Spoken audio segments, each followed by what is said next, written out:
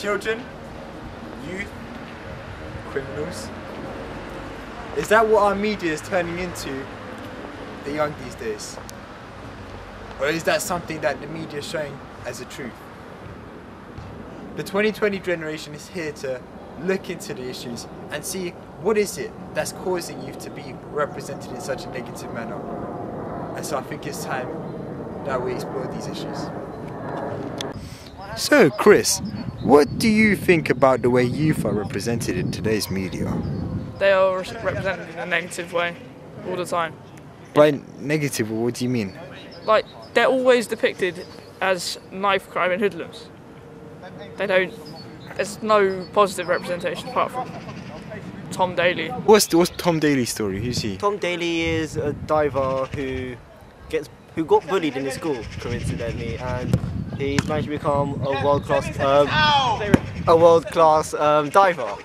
He's like world-class. I mean, he could represent teenagers very well. Pretty much anything you see, any hoodie you see out there, then honestly the image that comes to your head is straight away negative. It's similar to racism, like they base opinions on racism. We're not exactly a race, but they base opinion based on our age and how we look and things we do. Myself and others, I think we've got a good thing going on here. We do activities, sports, just a lot of different things to get teens involved and keep them off the streets. And we want to make this get bigger so we can get a good image for ourselves, as in general. Not animals. Youth are the future. These days, it seems more and more teenagers are being blamed for knife crimes, for thefts, and for killing. But it's something that's important in most of our lives that plays a big role, that's being given the blame for such actions. So, is it possible that music is what's really affecting these teenagers? Let's hope we find out. So, the type of genre that we're talking about is called hood music. And this sort of music is a type of rap that is what's being blamed in the media for causing teenagers to react in the way they do. And this channel here, this YouTube channel, is dedicated to hosting hood videos, and it seems from 4,790,720 views on the channel, it is very, very popular. So let's explore this and see why. Here is a local artist with his gang. After clicking the play button, I was really shocked to see that actually youth weren't presenting themselves in a very positive light either, as this song talks about gangs and selling illegal drugs. Not giving up yet, I scheduled an appointment with Oxford's leading child psychologist, Dr. Jeffrey Banzi. Unfortunately, he had to leave the country in an emergency at the time of filming, but over a phone call I asked him what he'd understood about why youth would create such music, and why there was such a following for it. There really are a magnitude of reasons for why this occurs, and to answer the first part of that question, it's down to these youth really being brought up having known no better. That's not to say it's the parents' fault, but often they're at work, and so leave the child to grow up unprotected from these problems. And there's no government support to stop this, so they go out, see friendship in gangs, and then discover talents for music to combine the two. They establish followers because humans, in general, glean to intimidation, yet aim to be like the source that makes them fearful.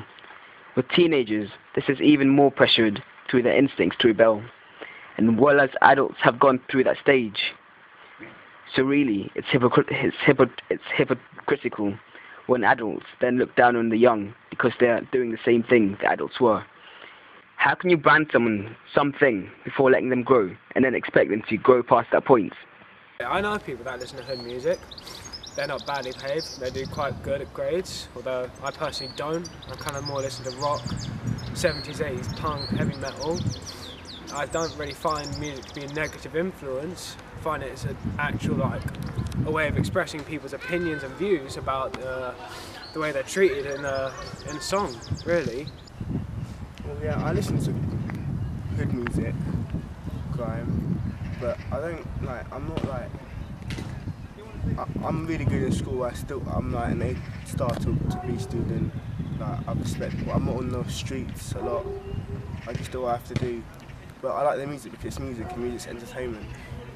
I discovered later on that Jordan, whom we had just interviewed, was actually mentoring ex-troubled student Ryan in order to get him back on track to GCSE level of work after over a year of bunking and not paying attention in class.